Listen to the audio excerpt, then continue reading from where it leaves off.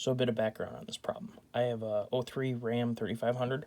It's been a Michigan truck, Cummins Michigan truck, I think its whole life. I've had it for 9 years now. Put 120,000 miles on it.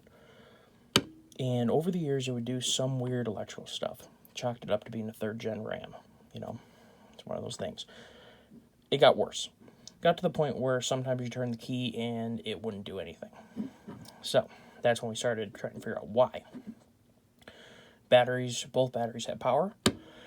Crazier thing was there was power also at the on one side of the terminal, but not power on the other side of the terminal, which was definitely weird.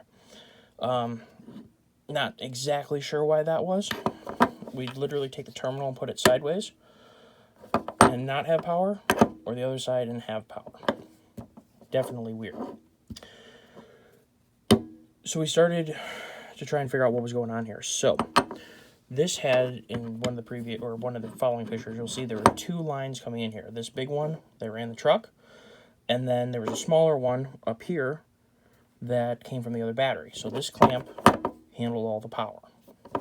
This went to the driver's side battery. So, couldn't really figure out why we had power some places, not power in the other. We'd turn the clamp, we'd get power, turn it another way, not get power. Then we finally came to the conclusion that it was the clamp. Then we asked ourselves why. Well, once we took it off, we cut it off, and I started cutting it down with a bandsaw. What we found was very interesting, and you'll see in some of the pictures. You can see right here, if I turn it just right, you can see how much copper oxidation there is. See that? And you can also see inside, between the strands, it's all oxidized. If I turn it like that, you can see it right there. You can see it right there. And this is the part that came from the other battery. Again, copper sulfate. See that?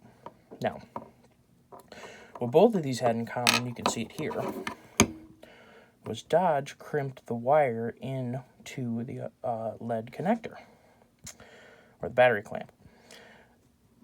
What the problem is, I think, is that once moisture got in here, or condensation, or whatever, it stayed in here, because the rubber let it in, and it didn't let it out.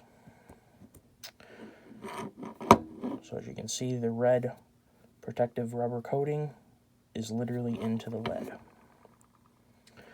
And what we found was that this oxidation was enough to intermittently allow power to come through into the truck. So we solved that by obviously replacing this and putting some new clamps on.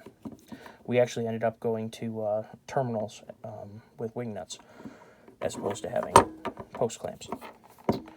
So, definitely something that I wouldn't have guessed, and I was surprised when I cut it apart to find this specifically. But if you're having intermittent power problems, you might want to consider that this could be the issue, because it's mind-blowing that you'd have power on one side of the clamp and not power on the other side of the clamp.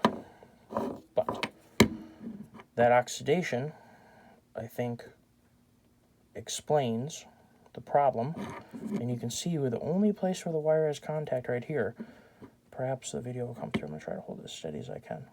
There's a layer of oxidation between the lead and between the copper.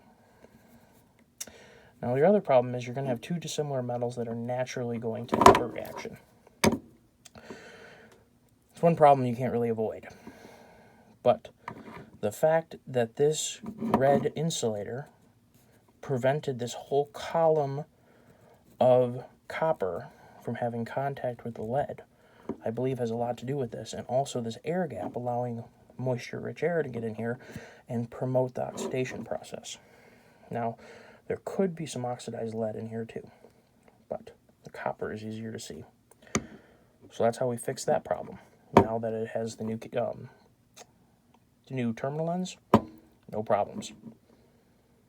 So you can see the copper really well like that. I wanted to share this because maybe someone's having the same problem.